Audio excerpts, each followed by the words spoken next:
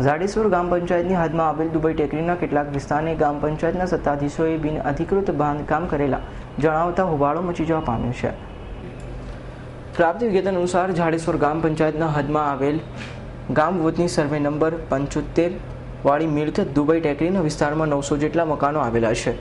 આ તમામ મિલકત મકાન ધારકો તરફથી વર્ષોથી નિયમિતપણે ઝાડેશ્વર ગામ પંચાયતમાં મિલકત વેરો, ઘરવેરો, પાણી વેરો તેમજ લાઇટ વેરો ભરવામાં આવે છે। તેમજ ગામ પંચાયત તરફથી દરેકને પંચાયતના સહી સિક્કા સહિતના ગામના નિવાસીઓ હોવાના સંમતિપત્રો પણ મળેલા છે। પરંતુ રાજ્ય સરકાર દ્વારા નવું સીમાંકન કરવામાં આવતા કેટલાક રાજકીય મનસૂબો પાર પાડીને દુબઈ ટેકરી વિસ્તાર 900 મકાનો પૈકીના 380 મકાનો બિન દસ્તાવેજવાળા ગણાવ્યા છે। દુબઈ ટેકરીના 200 થી 250 પીડિત સ્ત્રી પુરુષોએ કલેક્ટરે આવેદનપત્ર પાઠવીને જણાવ્યું છે કે તેઓ રાજકીય કિન્નાખોરીનો ભોગ બન્યા છે। ઝાડેશ્વર ગામ પંચાયતની હદમાં આવેલ 900 મકાનો પૈકીના જે મકાનો પરપ્રાંતીય ઇસમો હતા તે તમામને કાયદેસર ગણવામાં આવ્યા છે, જ્યારે બાપ દાદાના સમયથી રહેતા મૂળ વિસ્તારના રહીશોના મકાન ગેરકાયદેસર ગણાવ્યા છે। હવે જ્યારે નવા સીમાંકનમાં ઝાડેશ્વર ગામના દુબઈ ટેકરીના વિસ્તારના નગરપાલિકાની હદમાં સમાવેશ કરવામાં આવ્યો છે। દુબઈ ટેકરીના જે 380 મકાન ધારકોએ બિન અધિકૃત રીતે રહેતા હોવાનું જણાવ્યું હતું, હવે તેમના નિવાસ સ્થાનના અસ્તિત્વ અંગે પ્રશ્નો ઊભો થયો છે। ભરૂચ જિલ્લા ભિલિસ્તાન ટાઈગર સેનાના નિવૃત્ત હેઠળ 200 થી 250 લોકોએ જિલ્લા કલેક્ટરને આવેદનપત્ર પાઠવી જણાવ્યું છે કે તેમને ઝાડેશ્વર ગામના રહીશની કાયદેસરના મકાન આપવામાં આવે તેમજ દુબઈ ટેકરીને ભરૂચ નગરપાલિકાની હદમાં સમાવતી કરવામાં આવે તેવી માંગ ઉઠવા પામી છે। મંજુલાબેન વીરસિંહ। ક્યાં રહેવાનું? અમારે ઝાડેશ્વર દુબઈ ટેકરીમાં રહેવાનું છે અને 40 થી 35 વર્ષ સુધી અમે રહીએ છીએ।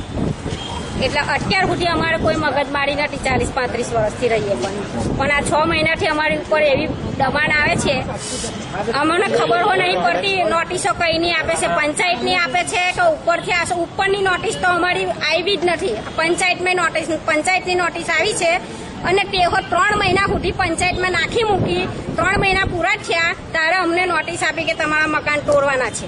તો કયા કાયદે તોડવાના તે અમારે જાણવું હતું। ઉપરથી નોટિસ આવી હોય તો કઈ હોય ને, ગાંધીનગરની શરતની એ હોય ને, આ તો પંચાયતની છે। તમારી શું સમસ્યા છે? અમારી સમસ્યા એવું છે કે ભલે અમારે નગરપાલિકામાં મોકલ્યા છે, નગરપાલિકામાં અમે રહીશું પણ અમારી મકાન તૂટવા ના જોઈએ અને મકાન વ્યવસ્થિત અમારે રહેવા જોઈએ। અમે પહેલા રહેતા હતા તો અમે 2 જણ હતા, હવે અમારો પરિવાર મોટો થયો અને મહેનત મજૂરી કરીને બધા ખાઈએ છીએ। હવે અમારો પરિવાર જાય કઈ?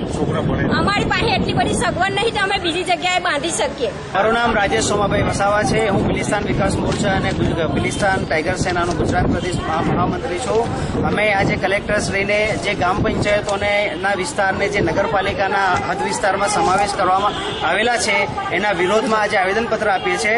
એકચ્યુઅલી આજે જે ગામ પંચાયતોની જે મિલકતો છે એને જે નગરપાલિકામાં સમાવેશ કરવામાં આવી છે એના માટે સૌથી પહેલા ગ્રામજનોનો આપણે ઇન્ટરવ્યુ લેવો પડે છે, સર્વે કરવો પડે છે કે એમને જવું છે કે કેમ, કારણ કે આ લોકશાહીમાં દરેકને પોતાનો મંતવ્ય જણાવવાનો અધિકાર છે।